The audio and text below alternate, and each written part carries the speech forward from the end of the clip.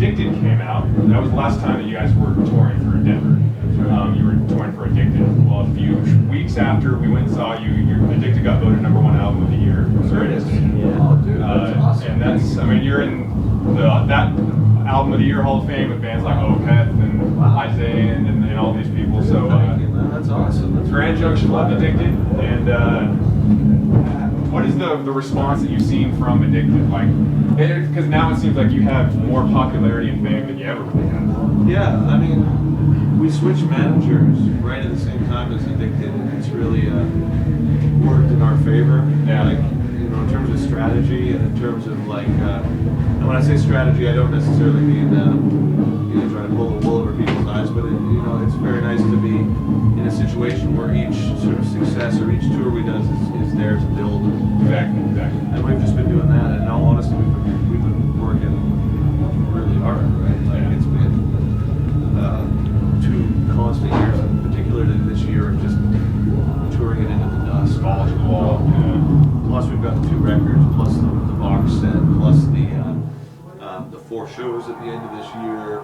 Exactly. You know, it's like immense amounts of things, like just truly immense. How do you stay sane now with all this? I mean, what's your well, there's just no option. yeah. There's no option to be insane. You have to do it.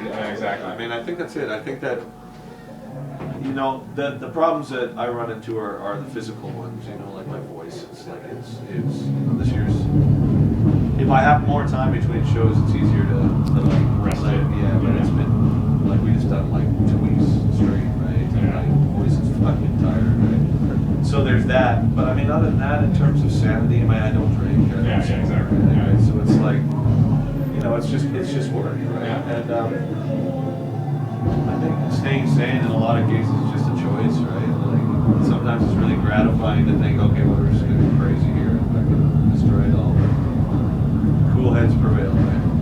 And you've done it all in the past. And, you know, Yeah. Yeah. I mean, I think anybody who's been in a position where they've had unconventional, you know, material, be it art or music or whatever, become more than just a curiosity, has probably had to do the exact same thing that we're doing right now. Right? Yeah. So I can't see this being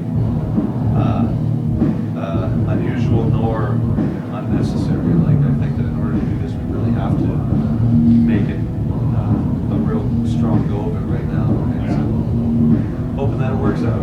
Well, so how are record sales now? I mean, because you seem to have a really strong social media presence, and you retain a connection with your fans that most artists don't really seem to have. Has that resulted in surpassing any expectations that you may have had, or do you even have expectations to things? Or I don't know what they've sold, to be honest. Really? You know, when Deconstruction came out, they said it had sold like 4,000 or whatever. But another thing I saw was like 13 in America. You know, for that first week, because of like Ghost and everything as well, which is better than anything I've ever done. But I mean, honestly, you know, the whole thing, I just really like making music, and I really like people having a good time, and I really like being able to contribute to people having a good time, right? So if that means people buy it, that's great. If that means people download it, that's great. I mean, it's like, and my connection to people on the social media is less about me trying to, you know, heighten my popularity or try and, you know, be more present on the internet. It's just that a lot of the people listen to stuff, I like them, right? And it's like, and it's a way for me to keep it real as well. I mean, the whole band, we all lift our own gear and all this sort of shit as well. And I mean, a lot of times, you know, like tour managers like, well, you guys don't have to, but at the same time, we're friends with our crew, right? Yeah. We're friends with a lot of people, and it's like, what I want to write about, the music I want to write about, I want it to be something that other people can listen to and say, oh, that's cool, I get it, right? Yeah. Like, that means something to me. And I think that once you reach a certain level where you're no longer like participating with other people, then it leads you to creative decisions that sort of ostracise your fan base, right? And so more of the doing stuff like look your nose down at people. Maybe. Yeah. And I mean, I think there's certain places we play where, I mean, you know, we've got like a big crew, and like a big production, you're playing to a lot of people, right?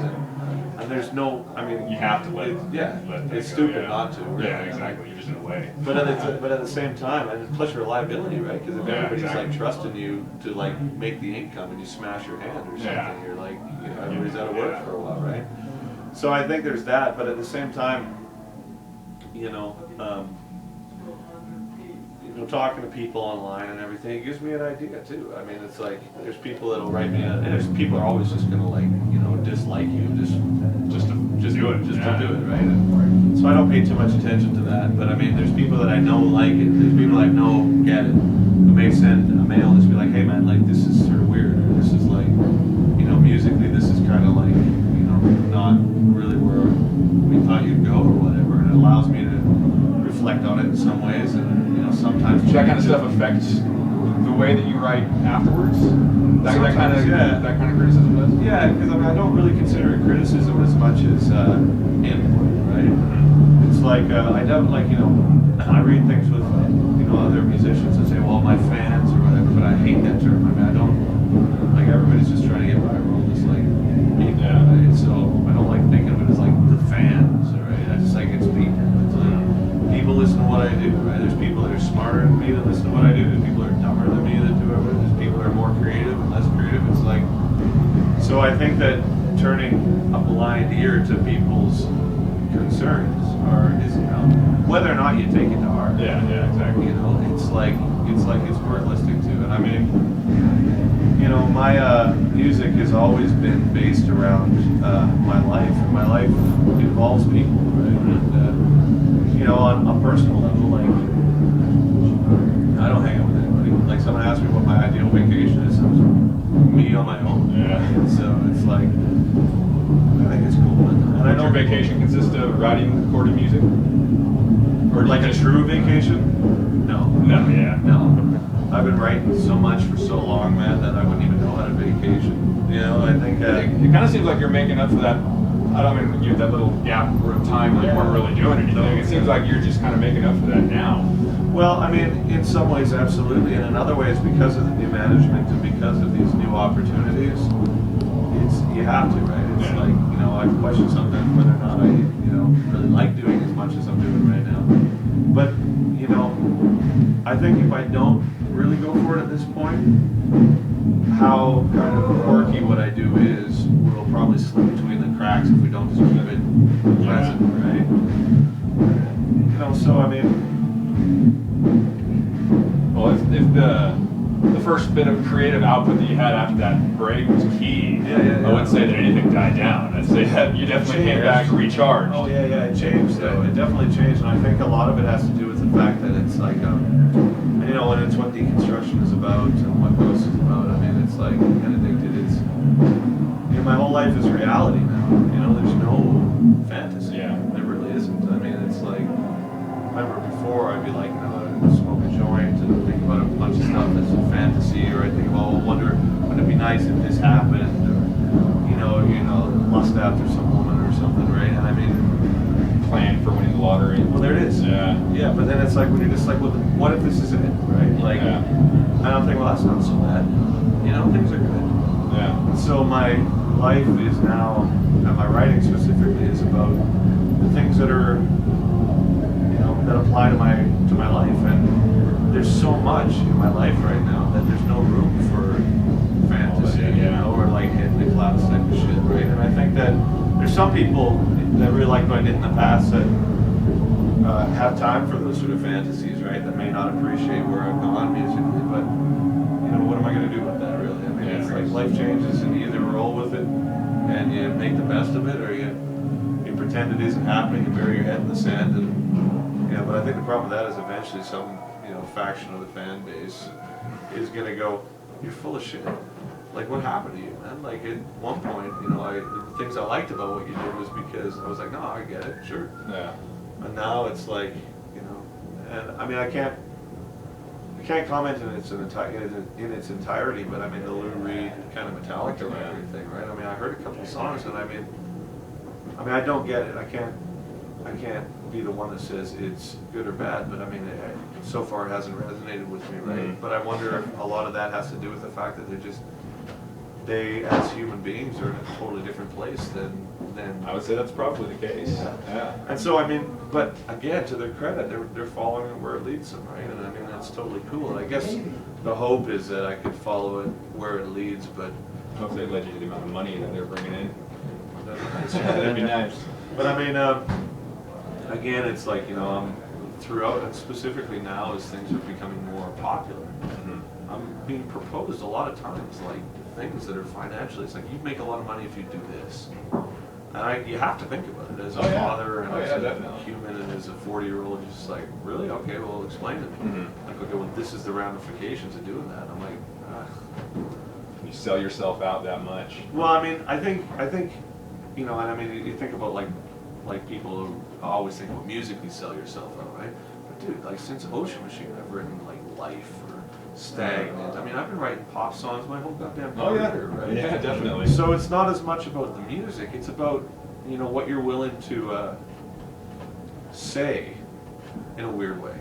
It's like, are you willing to like withhold your true feelings about certain things in order to make a little bit of money, right? And I think in some cases, I can rationalize that, Probably even doable. Yeah, Yeah. I mean, like equipment and things like that. I mean, it's like it's the best thing in the world, Yeah. right? But I mean, there's elements of that. I mean, I'm always going to find a truth to that, right?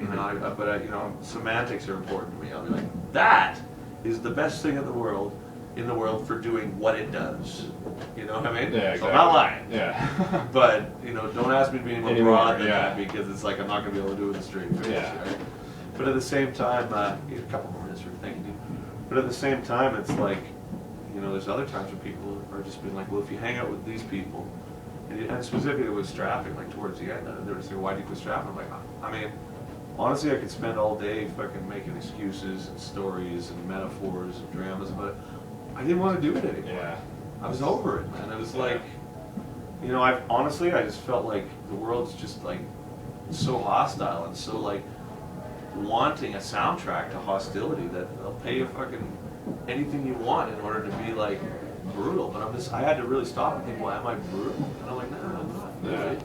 Maybe I thought I was when I was younger, but then you meet really brutal people, and then you're just like, oh, I'm not like that, man. Fail in comparison, yeah. Yeah, and then even at that, you're just kind of like, oh, I'm a poser if I continue to do that, right? Yep. So people are just like, okay, well, but if you keep doing it, I'm like, well, yeah, but I can't, right?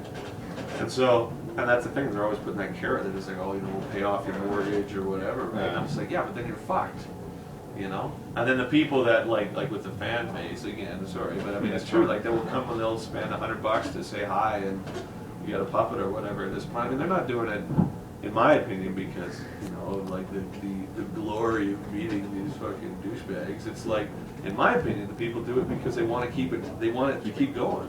That's exactly why people come to these shows, as far as I think. Totally. Yeah. Totally. I mean, it's like, I think that whole mentality of like, the Guns N' Roses kind of like, people are coming to see us because in some way we're different or more special is like so 80s, right?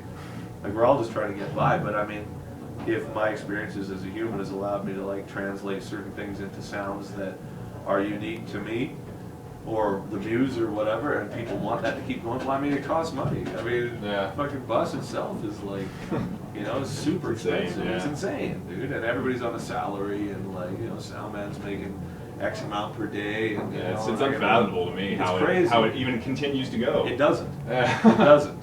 It's like skin of the teeth or losing every time, right? Exactly. And little things like, okay, we needed another split snake, and it was like another $1,000. Yeah, that's not like, simple. So if like the budget's like, okay, we're losing $2,000 on this, but with the VIPs we'll make 500 extra or whatever like this, and then all of a sudden your split snake blows up, then that's all gone. Yeah. So it's like, so for me with the people that come to VIPs, I'm like, well, you obviously want us to keep making music. You know what I mean? But at the same time, people say, well, what do you think about download? And I'm like, well, I want to keep making music, but beyond the need to, pay off the mortgage, is like, it's really a cool thing for me to be able to continue to be creative, However, I'd say 5% of my month is based in like creativity, and the rest of it's like just all bullshit. Traveling and fucking, it's crazy, man. It's a fucking crazy job. But I mean, that 5%, someone said here, he's 95% bullshit, 5% the fucking coolest shit ever. Like, you up for it? And you'd be like, yeah, sure. Yeah, let's do it. might as well. It's something you love doing, and There it is. And I know that it seems, at least speaking for myself, Sure. I really appreciate that you're doing what you're doing. I know without you guys, man. It's your music has meant a lot to me. It's meant a lot to my wife. Thanks, buddy. We actually just had our first kid. We named him Hayden Slayer Davis because he's a boy. Nice. But if it was a girl, it was going to be Devin Lynn, Devin with a Y. Yeah, I dude. mean, you mean a lot to me and our family. You've had a big impact on our town. Thank So you. Man, that's it's unfathomable, man, because I'm like so far up my own ass all the time that I never actually, realize that actually other people listen to it. And I think definitely an effect. I like it, man. Thank you. Like, give me goosebumps. But I mean, it's like, I think the thing is I got covered up stuff, man. But it's like, I've always considered music to be separate from musicians, though, you know what I mean? It's Yeah. like, I think that, it's that philosopher, I haven't read it, but I mean, just aping it like a fucking armchair philosopher that I am, right? But the whole idea of Carl Jung with the collective unconscious, like where everything is already there, and it's just our experiences allow us to Tap into certain aspects of it. 100% what I feel, man. So it's like anything I write, shocks me or I enjoy it as much as other people. It's like, holy shit, I guess that's what's coming out now, right? But I think for me, like, that's the glory of it. But I mean, in order to make that happen, to get from point A to B, man, you just gotta be a fucking hard worker, right? Yeah, It's exactly. Like, so that's where we're at, man. We're digging ditches, but they're really cool ditches, man. That's awesome. We're making aqueducts, right? Well, that's awesome. Thank you very much for the interview, Thank you, Devin. It's a pleasure to see you again. Thank you. And